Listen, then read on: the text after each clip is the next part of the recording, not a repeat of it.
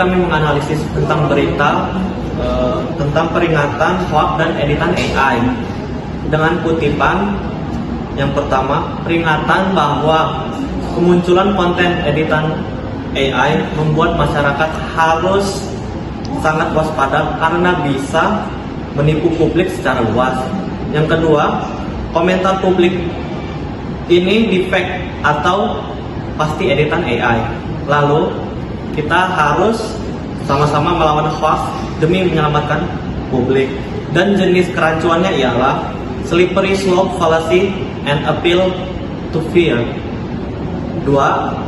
Bandwagon fallacy. Yang ketiga, argumentum et populum. Dan seterusnya akan dilanjutkan oleh Lukman. Oke, selanjutnya adalah penjelasan logis mengapa hal itu salah. Yang pertama ialah menggiring asumsi bahwa beberapa kasus yang pastinya editing AI yang dalam hal ini adalah tentang politik berpotensi palsu sehingga memunculkan rasa takut dan curiga. Nah, di sini ketika seseorang sudah mempunyai statement bahwa setiap yang dikemukakan dalam politik itu dia AI atau dikolaborasikan dengan AI, dia punya statement ini palsu, maka dia akan mempunyai logika atau akan berpikir bahwa walaupun ini adalah keaslian atau dia asli, ketika dia diedit dengan AI atau dikombinasikan dengan AI adalah palsu. Nah, ini adalah kesalahan berpikir. Selanjutnya ialah masyarakat mengikuti arus dan langsung percaya tanpa verifikasi sehingga memperkuat penyebaran informasi yang belum tentu itu benar. Nah, ini adalah titik krusialnya. Ketika ada satu orang yang berpendapat itu adalah palsu sehingga dia menyebarluaskan kepada masyarakat lain atau kepada kelompok-kelompok lain yang pada dasarnya dia belum memahami tentang politik itu. Nah, di sini akan adanya penyebarluasan kesalahan berpikir sehingga apa yang dikombinasikan dengan AI itu adalah palsu walaupun itu adalah sebuah kebenaran.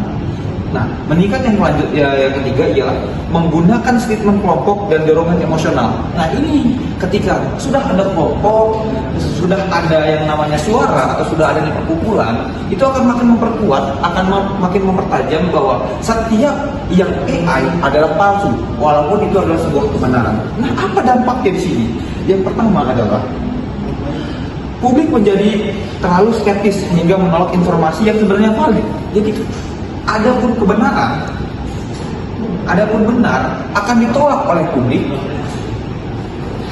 walaupun itu adalah sebuah kebenaran. Karena apa? Karena di dalam pemikirannya setiap yang AI adalah palsu.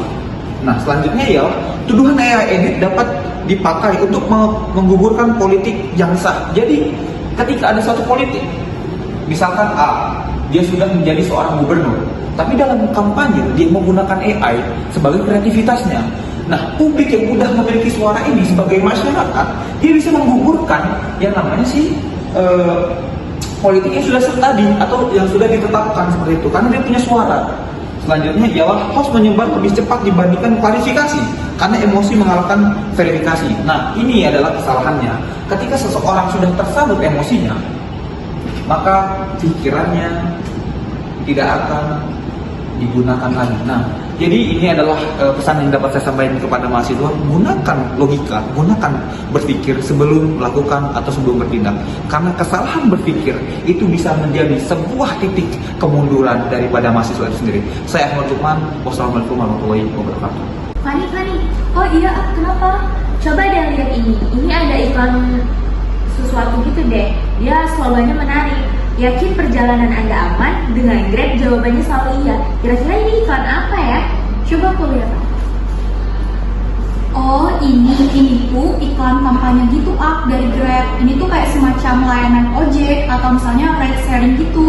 Jadi ini tuh kayak dikenal dengan kampanye kalau di sosial media itu dia tuh pakai hashtag pilih aman. Jadi sebenarnya iklan ini tuh ditujukan untuk mempromosikan layanan dari Grab ini sendiri. Jadi kayak misalnya lebih menekankan pada aspek keamanan, terus keselamatan juga. Terus dia juga menyampaikan pesan bahwa untuk dapat menggunakan layanan Grab ini itu jadi lebih aman dibandingkan dengan menggunakan layanan ojek atau transportasi lainnya. Kira-kira kalau disangkutin sama pelajaran logika tentang materi kerancuan berpikir yang diajarin di mana kemarin, ini termasuk Bagian mana ya? Coba kita analisis di sini. Kalau menurut aku ya, ini tuh termasuk ke dalam jenis afraid to fear atau ketakutan atau emosional dari afraid sendiri. Jadi itu kayak semacam kerancuan di mana iklan ini, kalau misalnya kita lihat dari iklan tampilannya di televisi atau media sosial yang bentukannya kayak video gitu, ini tuh sebenarnya iklan ini tuh menampilkan kayak semacam gambar yang dramatis gitu misalnya kayak kejadian orang kecelakaan terus itu timbul luka. Jadi menurut aku ya, ini tuh lebih menekankan pada penggunaan transportasi yang tidak aman, yang akhirnya berpotensi pada kejadian-kejadian yang tragis gitu. Nah, terlebih lagi, ini tuh menunjukkan bahwa layanan aman itu hanya di Grab aja gitu loh, Kak. Jadi sebenarnya dengan cara penampilan iklan yang kayak gini, itu kayak lebih bereaksi kepada emosionalnya penonton. Jadi bukan berdasarkan pada data objektif dari peningkatan kecelakaan yang biasanya terjadi. Itu kalau menurut aku. Kalau menurut kamu gimana, Kak? Tapi ini juga termasuk dalam fase dilema nggak sih? Dia bisa di-framing secara implisit. Soalnya iklan ini menyajikan tentang naik ojek pangkalan atau tradisional itu bisa dibilang bahaya dan benar menyelakakan si penumpang tersebut kan. Iya. Dia di sini bilang kalau si GrabBike ini mempunyai keamanan yang lebih, meski dalam kenyataannya banyak variabel yang bersangkutan dengan keselamatan lain. Iklan ini menyadarkan kita sih kalau kompleksitas keselamatan transportasi menjadi lebih ekstrim. Padahal nyatanya mau naik Grab atau ojek pangkalan tuh sama-sama beresiko nggak sih? Iya. Terus jadi kalau menurut kamu, kalau misalnya dengan adanya iklan yang kayak gini ya, kalau misalnya kita kaitin dengan kerancuan berpikir yang diajarin sama Bu Marta, berarti ini iklan pasti bisa nimbulin dampak yang potensial nggak sih? Benar, pasti dampak buruknya sangat-sangat potensial. Yang pertama pasti yaitu menumbuhkan stereotip negatif bahwa ojek pangkalan itu tidak aman. Padahal GrabBike juga belum tentu aman karena dia pasti mempunyai kelemahannya masing-masing kan. Yang kedua, penonton membuat keputusan konsumsi berdasarkan rasa takut, tidak didasarkan dengan data yang objektif. Yang ketiga yaitu mendorong praktik pemasaran manipulatif berbasis emosi. Karena di sini si GrabBike ini otomatis memanipulatif untuk konsumen memilih dia. Iya, jadi kayak nggak benar-benar dari Data yang benar, pilihan hati dan data yang benar. Iya, kayak karena ngeliat cara nyampein di iklan ini kayak lebih ke emosional, jadi kayak penonton ini kayak kebawa gitu ya. Iya. Semuanya, jadi kami di sini akan menyampaikan hasil analisis dari iklan Extra Just. Oke, dari iklan ini mengandung jenis kerancuan, argumentum ad hominem atau serangan pribadi. Dengan kutipan pernyataan laki minum extra jos, slogan ini menciptakan secara terbalik dengan menyerang personal dan definisi laki-laki tidak ada hubungan logisnya dengan meminum minuman energisasi tertentu. Ini dapat menyesatkan publik karena statement tidak berdasar pada realitas sosial. Sekian, terima kasih. Hari ini saya akan menganalisis keracunan logika pada berita hoax pidato Prabowo mengenai MBG. Jadi yang pertama itu ada sumbernya dari Pandemicitalks, Factual.id, dan inilah.com yang mengenai di mana keracunan misleading quotation dan strawman fallacy. Kutipannya yaitu penambahan kata hanya pada pernyataan presiden. Penjelasannya yaitu mengubah makna pidato asli sehingga menimbulkan persepsi yang salah bahwa presiden meremehkan insiden MBG tersebut. Yang kedua itu ada keracunan publik, bandwagon fallacy, kutipannya yang berisi komentar-komentar yang mengikuti arus tanpa verifikasi. Penjelasannya yaitu masyarakat langsung percaya info salah yang hanya karena ramai yang dibicarakan. Sekian, terima kasih. Wassalamualaikum warahmatullahi wabarakatuh. Assalamualaikum warahmatullahi wabarakatuh. Perkenalkan, nama saya Najwa Aurelina Sebilkes dengan NPM 25520111156. Hari ini saya akan menganalisis kerancuan logika pada hoax pidato Prabowo soal MBG. Yang pertama yaitu seruan publik. Dalam kutipan, jangan membiarkan kebohongan meracuni ruang publik.